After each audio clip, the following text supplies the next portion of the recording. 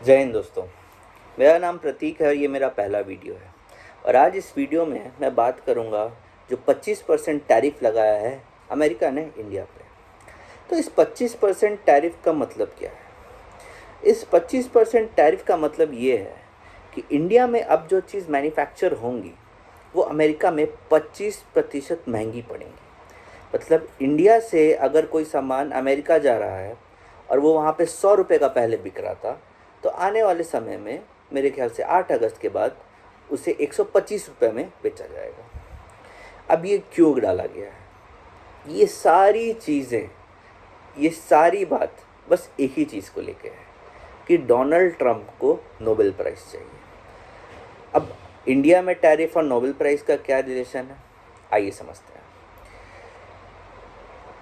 जब अमेरिका में चुनाव चल रहे थे तो डोनाल्ड ट्रंप ने एक वादा किया था कि मैं रशिया और यूक्रेन का वॉर मैं 1 दिन में रुकवा दूंगा, 1 दिन में।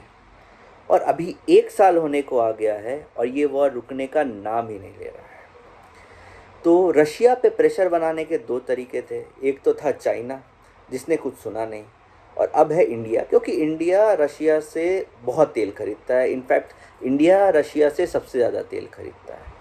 तो डोनाल्ड ट्रंप को ये लगता है कि वो अगर रशिया और यूक्रेन का वार रुकवा देगा तो उसे नोबेल प्राइज़ मिल जाएगा।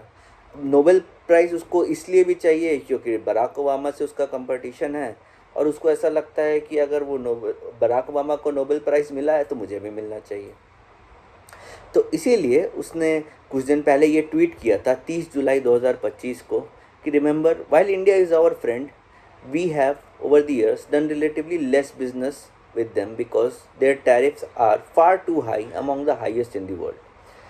अब पहली बात तो डोनाल्ड ट्रंप का कोई दोस्त नहीं है। हम सब ने देखा कि इलॉन मस्क के साथ क्या हुआ। All things not good, India will therefore be paying a tariff of 25% plus a penalty for the above starting on August 1st. Thank you for the attention to this matter, MAGA.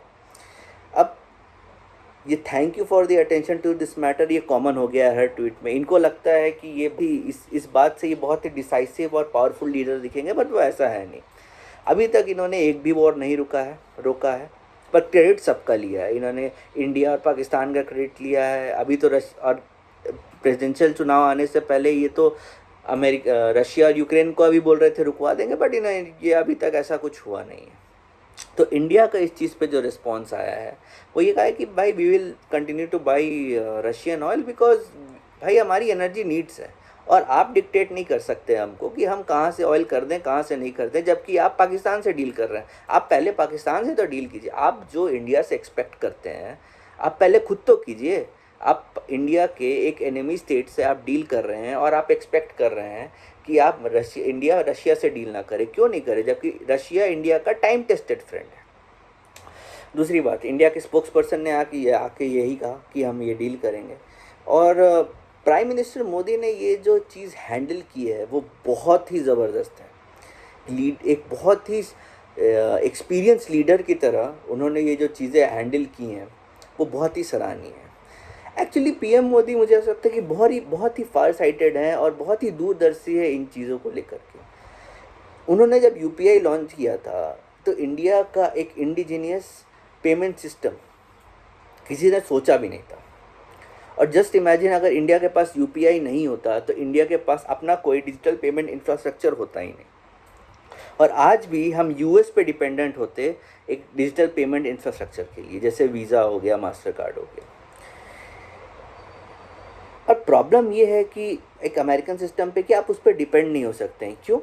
क्योंकि अब जैसे कुछ दिन पहले Naira energy के साथ हुआ, Naira energy का ईमेल एक्सेस उन्होंने बंद कर दिया। अब बाद में उन्होंने वापस ऑन कर दिया, but this was a show कि भाई हम ये चीज़ कर सकते हैं, हमारे पास ये कैपेबिलिटी है, हम ये कर सकते हैं। इसीलिए हम जब देखते हैं कि पीएम मोदी ने पुश किया, मेक इन इंडिया को पुश किया, आत्मनिर्भर भारत को पुश किया, और ये इनिशिएटिव्स इतने ज़रूरी थे क्योंकि भारत की नेशनल सिक्योरिटी, ये बातें बहुत छोटी लगती हैं बट ये बात इतनी ज़रूरी है। एक डिजिटल पेमेंट इंफ्रास्ट्रक्चर, ये कोई सोच नहीं सकता था आज से 10 साल पहले। जो पीएम मोदी ने करके दिखाया है ये कोई सोच नहीं सकता है। किसी लीडर का आज तक मैंने बात ही नहीं सुना कि इंडिया का अपना एक डिजिटल पेमेंट इंफ्रास्ट्रक्चर होना चाहिए। और इंडिया ही क्यों, आप बाकी लीडर्स की बात कीजिए, कौन बात करता है कि इंडिया का अपना पेमेंट इंफ्रास्ट्रक्चर के बारे में। तो बात यही है, अभी जैसे ही और न्यूज़ बनती है तो मैं आपको और भी अपडेट्स दूंगा। तब तक के लिए जय हिंद, जय भारत।